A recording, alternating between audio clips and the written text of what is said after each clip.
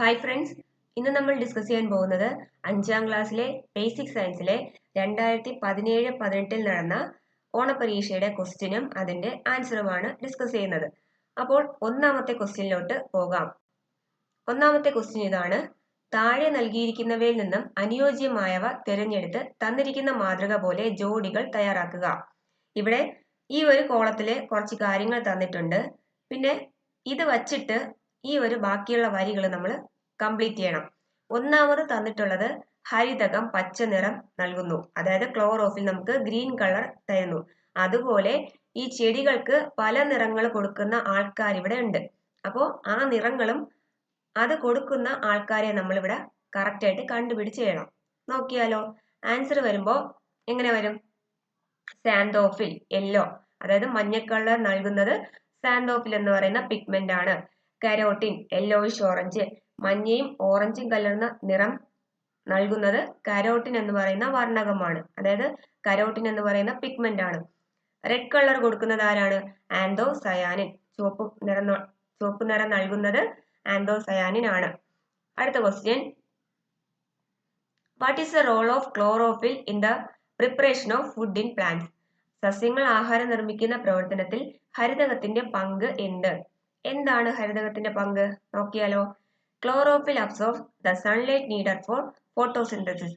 ആഹാര നിർമ്മാണത്തിന് ആവശ്യമായ സൂര്യപ്രകാശത്തെ ആഗിരണം ചെയ്യുന്നത് ആരാണ്? ഹരിതകമാണ്, അല്ലെങ്കിൽ ക്ലോറോഫിൽ ആണ്. മനസ്സിലായോ? ഇതാണ് നമ്മുടെ ക്ലോറോഫിൽ അല്ലെങ്കിൽ ഹരിതകത്തിന്റെ ആ ഒരു ഫംഗ്ഷൻ അല്ലെങ്കിൽ പങ്ക്. അടുത്ത question: construction of rain harvesting pit is one of the suitable methods of rainwater conservation. മഴവെള്ളം സംഭരിക്കുന്നതിന് അനുയോജ്യമായ ഒരു രീതിയാണ് മഴക്കുഴി നിർമ്മാണം. What are the other methods to be adopted to allow rainwater sink into the soil? മഴവെള്ളം മണ്ണിലേക്ക് ഇറങ്ങാൻ മറ്റെന്തൊക്കെ മാർഗങ്ങൾ നമുക്ക് സ്വീകരിക്കാം? ഒന്നിവിടെ തന്നിട്ടുണ്ട്. എന്താണ്? കൺസ്ട്രക്ടിങ് റെയിൻ ഹാർവെസ്റ്റിംഗ് പിറ്റ്, മഴക്കുഴികൾ നിർമ്മിക്കുക. ഇനി ബാക്കിയുള്ള കാര്യങ്ങൾ എഴുതണം. ബാക്കിയുള്ള നമുക്ക് മഴവെള്ളം മണ്ണിലേക്ക് ഇറങ്ങാൻ സഹായിക്കുന്ന മറ്റു മാർഗങ്ങൾ നമ്മൾ എഴുതണം. നോക്കിയാലോ, ഏതൊക്കെയാണ്?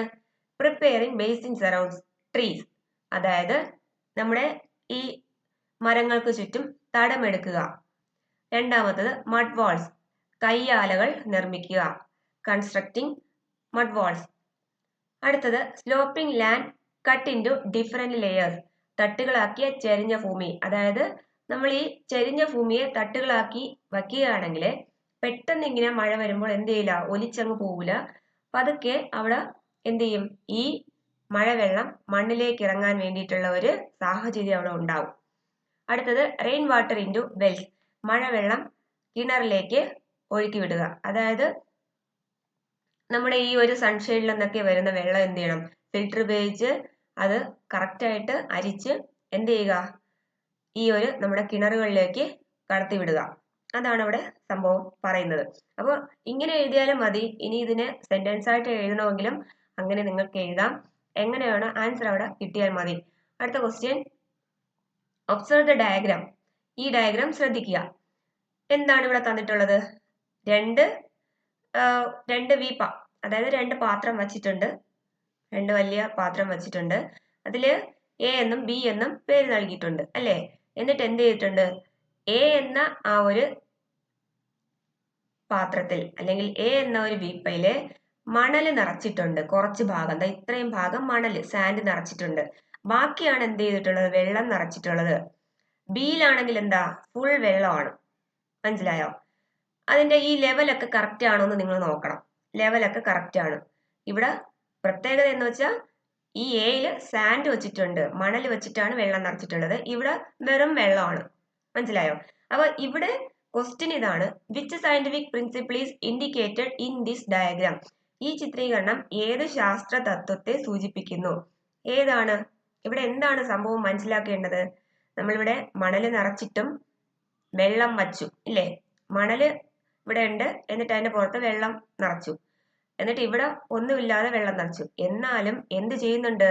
ഈ വാട്ടർ ഒരു ലെവല്, അതായത് വാട്ടർ മെയിൻറ്റെയിൻസ് ഇറ്റ്സ് ലെവൽ, ജലവിധാനം പാലിക്കുന്നു. ഒരേ ലെവലിലാണ് വന്ന് നിൽക്കുന്നത്. മനസ്സിലായോ? വെള്ളവും ഇവിടെ വെള്ളം ഉണ്ടെങ്കിലും അല്ലെങ്കിൽ മണൽ ഉണ്ടെങ്കിലും ഇവിടെ കറക്റ്റ് ഒരേ ലെവലിലാണ് വന്ന് നിൽക്കുന്നത്. മനസ്സിലായോ? ഈ ഒരു വാട്ടറിന്റെ ലെവൽ ഒരേ ലെവലിൽ നിൽക്കുകയാണ്. അതാണ് ഇവിടെ എഴുതേണ്ടത്. ആൻസർ എന്ന് പറഞ്ഞാൽ വാട്ടർ മെയിൻറ്റെയിൻസ് ഇറ്റ്സ് ലെവൽ. ജലം വിധാനം പാലിക്കുന്നു. ഇപ്പൊ കഴിഞ്ഞ ഒരു ക്വസ്റ്റ്യൻ പേപ്പറിൽ ഞാൻ ഒരു ക്വസ്റ്റ്യൻ പേപ്പർ ചെയ്തിട്ടുണ്ടായിരുന്നു. അത് കാണാത്തവരുണ്ടെങ്കിൽ ഞാൻ താഴെ ഡിസ്ക്രിപ്ഷനിൽ ലിങ്ക് ഇട്ടിട്ടുണ്ട്. അപ്പോൾ അത് നോക്കിയാൽ മതിയാവും. ആ ഒരു ക്വസ്റ്റ്യൻ പേപ്പറിൽ നമ്മൾ ഇതിന്റെ വേറൊരു ക്വസ്റ്റ്യൻ ചെയ്തിട്ടുണ്ടായിരുന്നു ഇല്ലേ? ഈ ഒരു പിക്ചർ തന്നിട്ട് അതിലെ കറക്റ്റ് പിക്ചർ തിരുത്തി വരയ്ക്കാൻ വേണ്ടിയിട്ട്. അപ്പോൾ ഇവിടെ ശ്രദ്ധിക്കേണ്ട ഒരു കാര്യം, ഈ ഒരു വാട്ടറിന്റെ ലെവൽ നിങ്ങൾ ശ്രദ്ധിക്കണം. കറക്റ്റ് ആണെങ്കിൽ വേറെ ഒന്നും തിരുത്തി വരയ്ക്കേണ്ട. ഇത് കുറച്ച് പൊങ്ങി നിൽക്കുകയാണെങ്കിൽ അത് തെറ്റാണ്. മനസ്സിലായോ? ആ ഒരു ക്വസ്റ്റ്യൻ കാണുമ്പോൾ നിങ്ങൾക്ക് മനസ്സിലാവും. നിങ്ങൾ അതൊന്ന് റെഫർ ചെയ്താൽ മതി. അപ്പോൾ അടുത്ത question, what is the change observed in B when sand is removed from A? എയിൽ നിന്നും മണൽ നീക്കം ചെയ്താൽ ബിയിൽ ഉണ്ടാകുന്ന മാറ്റം എന്താണ്? അതായത് ഈ എയിൽ നിന്നും മണൽ നീക്കം ചെയ്യാണ്. അപ്പോൾ ബിയിൽ ഉണ്ടാകുന്ന മാറ്റം എന്താണെന്ന് എഴുതണം. എയിൽ നിന്ന് മണൽ നീക്കം ചെയ്യുമ്പോൾ എന്ത് സംഭവിക്കും? നിങ്ങൾ പറ. എയിൽ നിന്നും മണൽ നീക്കം ചെയ്യുമ്പോൾ സ്വാഭാവികമായിട്ടും എന്ത് കുറയും? ഇവിടെയുള്ള വെള്ളം താഴോട്ട് വരും. ശരിയല്ലേ? അപ്പോൾ അത്യാവശ്യം ഈ ഒരു ലെവലിൽ നിൽക്കുകയാണെന്ന് വിചാരിച്ചോ. അപ്പൊ ബിയിൽ ഉണ്ടാകുന്ന മാറ്റം എന്താണ്? ബിയിലും ഇത്രയും ലെവൽ ഉണ്ടാവുമോ വാട്ടർ? ഇല്ല. ബിയിലും സ്വാഭാവികമായിട്ടും എന്ത് ചെയ്യും? വെള്ളം താഴും. അതായത് എയില് വെള്ളം താഴ്ന്നു സാൻഡ് നീക്കം ചെയ്തപ്പോൾ. അപ്പോൾ സ്വാഭാവികമായിട്ടും ബിയിലും എന്ത് ചെയ്യും? വെള്ളം താഴ്ന്നു വരും. അതാണ് അവിടെ ആൻസർ എന്ന് പറയുന്നത്. ഇവിടെ ആൻസർ വരുന്നത് എന്താണ്? ജലവിധാനം കുറയുന്നു. Water level falls. മനസ്സിലായോ? അപ്പോ ഇതുമായിട്ട് റിലേറ്റ് ചെയ്ത അടുത്ത ക്വസ്റ്റ്യൻ ആണ്, explain how excessive sand mining in rivers cause water scarcity in nearby wells. പുഴയിലെ മണൽ വാരൽ സമീപത്തെ കിണറുകളിൽ ജലക്ഷാമം ഉണ്ടാക്കുന്നത് എങ്ങനെയെന്ന് വിശദീകരിക്കുക. എങ്ങനെയാണ്? നമ്മൾ മണൽ വാരും തോറും എന്ത് സംഭവിക്കും? അവിടെ ആഴം കൂടിക്കൊണ്ടിരിക്കും. അപ്പൊ വെള്ളത്തിന്റെ ആ ഒരു ലെവല് കുറഞ്ഞുകൊണ്ടിരിക്കും, വെള്ളവും താഴ്ന്നുകൊണ്ടിരിക്കും. അപ്പൊ എന്ത് ചെയ്യും? ഈ സമീപ പ്രദേശങ്ങളിലും ഈ ഒരു വെള്ളത്തിന്റെ താഴ്ച അനുഭവപ്പെടും. അതായത് ജലവിധാനം പാലിക്കുന്നത് കാരണം, അല്ലെങ്കിൽ വാട്ടർ മെയിൻറ്റെയിൻസ് ഇറ്റ്സ് ലെവൽ, ഈ ഒരു കാരണം എന്താ സംഭവിക്കുന്നത്? എല്ലാ വീടുകളിലെയും കിണറുകളിലും വെള്ളം കുറയുന്നതിന് കാരണമാവും. മനസ്സിലായോ? അപ്പോൾ ഇതാണ് answer. When sand is collected in large quantities it result the fall of water level in wells in the neighbourhood. വൻതോതിൽ മണൽ വാരുമ്പോൾ സമീപത്തെ കിണറുകളിൽ ജലവിധാനം കുറയാൻ അത് കാരണമാവുന്നു. നമ്മൾ എത്രത്തോളം മണൽ വാരോ അത്രത്തോളം വെള്ളവും താഴ്ന്നുകൊണ്ടിരിക്കും. അപ്പോൾ സമീപ പ്രദേശങ്ങളിലെ കിണറുകളിലും വെള്ളം താഴ്ന്നുകൊണ്ടിരിക്കും. മനസ്സിലായോ? ഇതാണ് ക്വസ്റ്റ്യൻ. ഇതാണ് ആൻസർ. അടുത്ത question, can you classify the plants beetroot, ginger, yam and carrot? Beetroot, ഇഞ്ചി, ചേന, ക്യാരറ്റ് എന്നീ സസ്യങ്ങളെ തരംതിരിക്കാമോ? Give appropriate titles. ഉചിതമായ തലക്കെട്ട് നൽകണം. എങ്ങനെ നമുക്ക് ഇത് കംപ്ലീറ്റ് ചെയ്യാം? ഇവിടെ അണ്ടർഗ്രൗണ്ട് സ്റ്റെമ്മും സ്റ്റോറേജ് റൂട്ടും ആയിട്ടാണ് നമുക്ക് തരംതിരിക്കേണ്ടത്. അതായത് ഭൂകാണ്ഡവും പിന്നെ എന്താണ് അടുത്തൊരു ഭൂകാണ്ഡവും സംഭരണ വേരുകളും ആയിട്ടാണ് നമുക്ക് എന്ത് ചെയ്യേണ്ടത്? കറക്റ്റ് അതിനെ തരംതിരിക്കേണ്ടത്. നോക്കിയാലോ? അപ്പോൾ സ്റ്റോറേജ് റൂട്ടിൽ, അതായത് സംഭരണ വേരുകളിൽ വരുന്നവയാണ് ബീട്രൂട്ട്, ക്യാരറ്റ്. ഇനി അണ്ടർഗ്രൗണ്ട് സ്റ്റെമ്മിൽ വരുന്നവയാണ്, അതായത് ഭൂകാണ്ഡത്തിൽ വരുന്നവയാണ് യാം, ജിഞ്ചർ, ചേന, ഇഞ്ചി. ഇനി ഇതുമായിട്ട് റിലേറ്റ് ചെയ്ത അടുത്ത ക്വസ്റ്റ്യൻ ആണ്, what are the peculiarities of each group? ഓരോ കൂട്ടത്തിന്റെയും സവിശേഷത എന്ത്? അതായത് ഇവിടെ എഴുതേണ്ടത് അണ്ടർഗ്രൗണ്ട് സ്റ്റെമ്മും പിന്നെ എന്താണ് നമ്മുടെ സ്റ്റോറേജ് റൂട്ടിന്റെയും ആ ഒരു ഡെഫിനിഷനാണ് എഴുതേണ്ടത്. ഭൂകാണ്ഡത്തിന്റെയും സംഭരണ വേരും എന്താണെന്ന് അവിടെ എഴുതി വെക്കണം. എങ്ങനെ എഴുതും? Tapioca stores food in roots. Roots that store food in this way are called storage roots. വേരിലാണ് മരച്ചിനി ആഹാരം സംഭരിച്ചു വെക്കുന്നത്.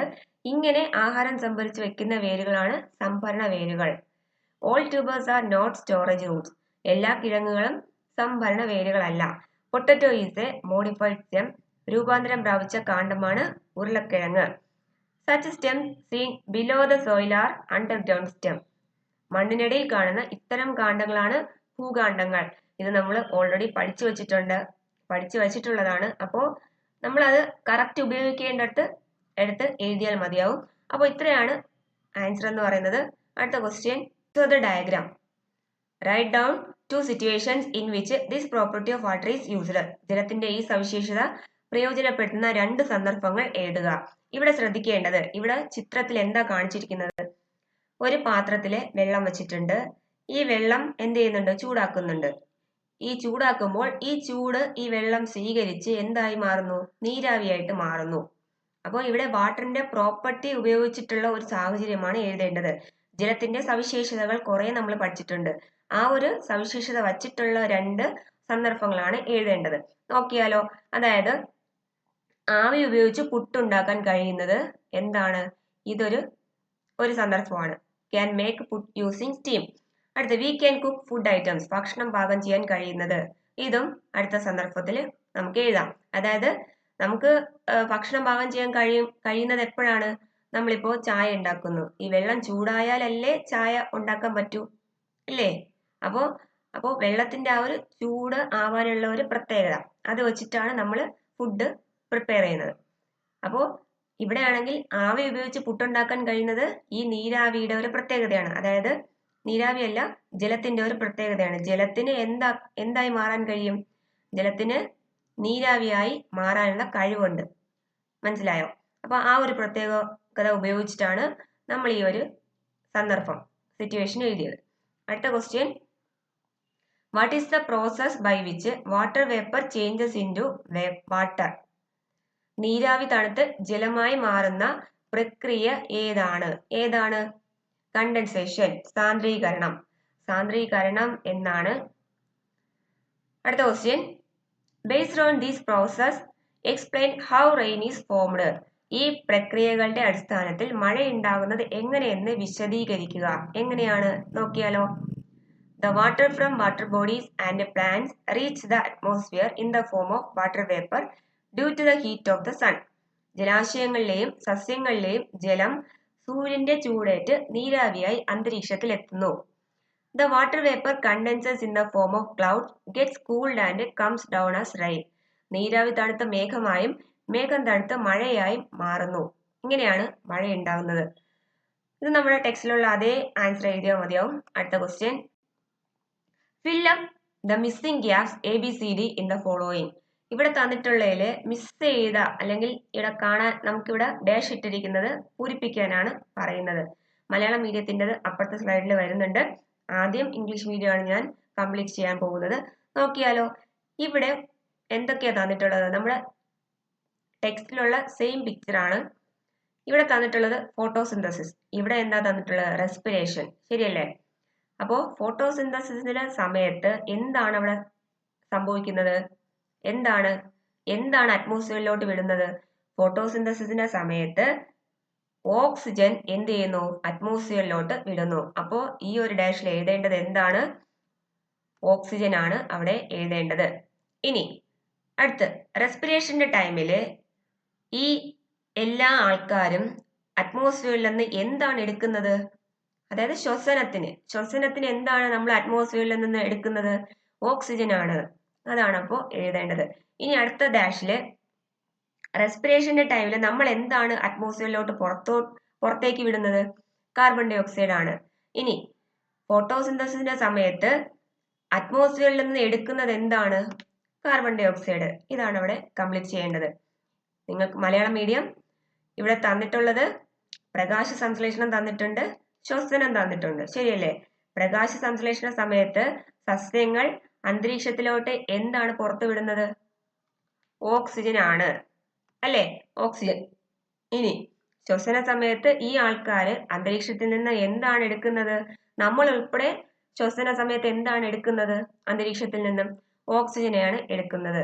ഇനി ശ്വസന സമയത്ത് നമ്മൾ എന്താണ് പുറത്തു വിടുന്നത്? അല്ലെങ്കിൽ എല്ലാ ആൾക്കാരും, പ്ലാന്റ്സ് ഉൾപ്പെടെ എല്ലാ ആൾക്കാരും എന്താണ് പുറത്തു വിടുന്നത്? കാർബൺ ഡൈ ഓക്സൈഡ് ആണ്.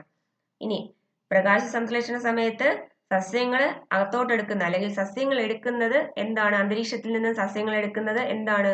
കാർബൺ ഡൈ ഓക്സൈഡ് ആണ്. ഇതാണ് അവിടെ പൂരിപ്പിക്കേണ്ടത്. അടുത്ത question, what is the role of plants in maintaining the level of oxygen in the atmosphere? അന്തരീക്ഷത്തിൽ ഓക്സിജന്റെ അളവ് നിലനിർത്തുന്നതിൽ ചെടികളുടെ പങ്ക് എന്താണ്? എന്താണെന്ന് നോക്കിയാലോ. ഇതിൽ നമുക്ക് ഇഷ്ടമുള്ള ആൻസർ എഴുതാം. അതായത് എല്ലാം എഴുതി വെക്കണമെന്നില്ല. ഞാനിവിടെ പറയുന്നതിൽ കുറച്ചൊക്കെ എഴുതിയാൽ മതിയാവും. ഇത്രയും പഠിക്കാൻ പറ്റുന്നവർ ഇത്രയും പഠിക്കണം. അല്ലെങ്കിൽ ഇതിലുള്ള കുറച്ച് മാറ്റിയാലും കുഴപ്പമില്ല. ആൻസർ ഇതാണ്. ഹരിതസസ്യങ്ങൾ പകൽ സമയത്ത് പ്രകാശ സംശ്ലേഷണം നടത്തുമ്പോൾ കാർബൺ ഡൈ ഓക്സൈഡ് സ്വീകരിക്കുകയും ഓക്സിജൻ പുറത്തുവിടുകയും ചെയ്യുന്നു. When green plants carry out photosynthesis during daytime, carbon dioxide is absorbed and oxygen is released. രാത്രിയിൽ പ്രകാശ സംശ്ലേഷണം നടക്കാത്തതിനാൽ oxygen പുറത്തുവിടുന്നില്ല. Since photosynthesis does not take place at night, oxygen is not released. സസ്യങ്ങൾ ഉൾപ്പെടെ എല്ലാ ജീവികളും പകലും രാത്രിയും ശ്വസിക്കുന്നു. അപ്പോൾ ഓക്സിജൻ സ്വീകരിക്കുകയും കാർബൺ ഡൈ ഓക്സൈഡ് പുറത്തുവിടുകയും ചെയ്യുന്നു. All organisms including plants respire day and night. Oxygen is taken in and carbon dioxide is given out at that time. ഇതിങ്ങനെ നമ്മൾ മനസ്സിലാക്കി വെച്ചിട്ടില്ല. ഇത് 5-6 തവണ വായിച്ചിട്ട് നമുക്ക് മനസ്സിലായ കാര്യങ്ങൾ നമ്മളുടേതായ രീതിയിൽ എഴുതിയാൽ മതിയാവും. അപ്പോൾ അടുത്ത question. Arrange the position of the sun, earth and moon during the following situations. താഴെ നൽകിയിരിക്കുന്ന സന്ദർഭങ്ങളിൽ സൂര്യൻ, ഭൂമി, ചന്ദ്രൻ എന്നിവയുടെ സ്ഥാനം ക്രമീകരിച്ച് എഴുതുക. ഇവിടെ തന്നിട്ടുള്ള എന്തൊക്കെയാണ്? സോളാർ എക്ലിപ്സും ലൂണാർ എക്ലിപ്സും ആണ്. അതായത് സൂര്യഗ്രഹണവും ചന്ദ്രഗ്രഹണവുമാണ് തന്നിട്ടുള്ളത് അല്ലെ. അപ്പോൾ സോളാർ എക്ലിപ്സില് സണ്ണിന്റെയും എർത്തിന്റെയും മൂണിന്റെയും സ്ഥാനം എവിടെയാണ്? സൂര്യഗ്രഹണത്തില് സൂര്യന്റെയും ഭൂമിയുടെയും ചന്ദ്രന്റെയും സ്ഥാനം നമ്മൾ കറക്റ്റ് ആയിട്ട് എഴുതണം. നോക്കിയാലോ, എഴുതിയാലോ. ആദ്യം ഇതാണ്ടോ, സോളാർ എക്ലിപ്സില് സൺ, മൂൺ, എർത്ത്. മൂൺ എന്ന് പറയുന്നത് സണ്ണിന്റെയും എർത്തിന്റെയും നടുവിലായിരിക്കും.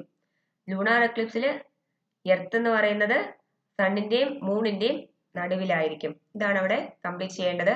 ഇവിടെ സൂര്യഗ്രഹണ സമയത്ത് ചന്ദ്രൻ സൂര്യന്റെയും ഭൂമിയുടെയും നടുവിൽ, ചന്ദ്രഗ്രഹണ സമയത്ത് ഭൂമി സൂര്യന്റെയും ചന്ദ്രന്റെയും നടുവിലായിരിക്കും.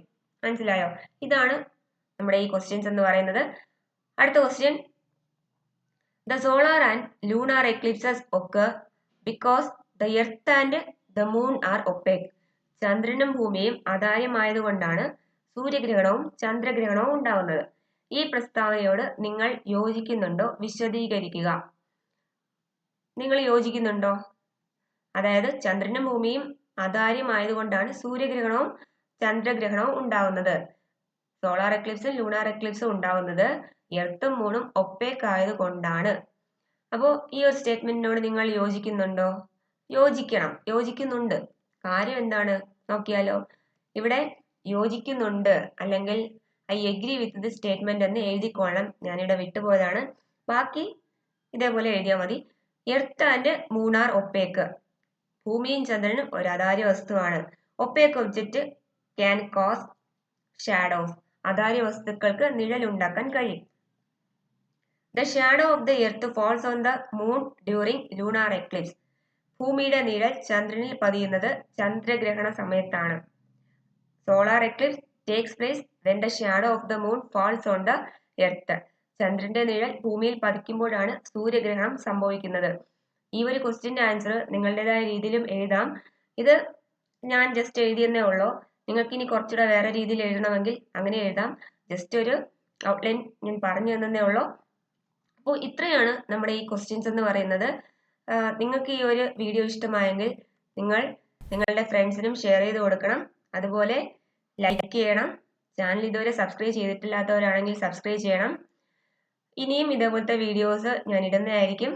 അപ്പോൾ നിങ്ങൾക്ക് ഏതെങ്കിലും വീഡിയോസ് വേണമെങ്കിൽ ഈ ഒരു ഞാനൊരു കമ്മ്യൂണിറ്റി ടാഗ്സ് ഒക്കെ ഇടുന്നുണ്ട്. അതായത് ഇടയ്ക്കിടയ്ക്ക് കുറെ ക്വസ്റ്റ്യൻസ് ഒക്കെ ഞാൻ നിങ്ങൾക്ക് വേണ്ടി പോൾ ചെയ്യാനൊക്കെ ഇടും. അപ്പോൾ അതിൽ കമന്റ് ചെയ്താൽ മതിയാവും. അല്ലെങ്കിൽ ഏതെങ്കിലുമൊക്കെ പോസ്റ്റർ ഇടുമ്പോൾ അതിന്റെ താഴെ നിങ്ങൾക്ക് കമന്റ് ചെയ്യാം. അപ്പോൾ നിങ്ങളുടെ ആവശ്യങ്ങൾ അതുവഴി നിങ്ങൾക്ക് പറയാവുന്നതാണ്. ഞാൻ എന്നെക്കൊണ്ട് ചെയ്യാൻ പറ്റുന്നതാണെങ്കിൽ ഞാൻ മാക്സിമം അത് ചെയ്തു തരും. അപ്പോൾ ഇനി അടുത്ത വീഡിയോയിൽ കാണാം. അതുവരെ ബൈ.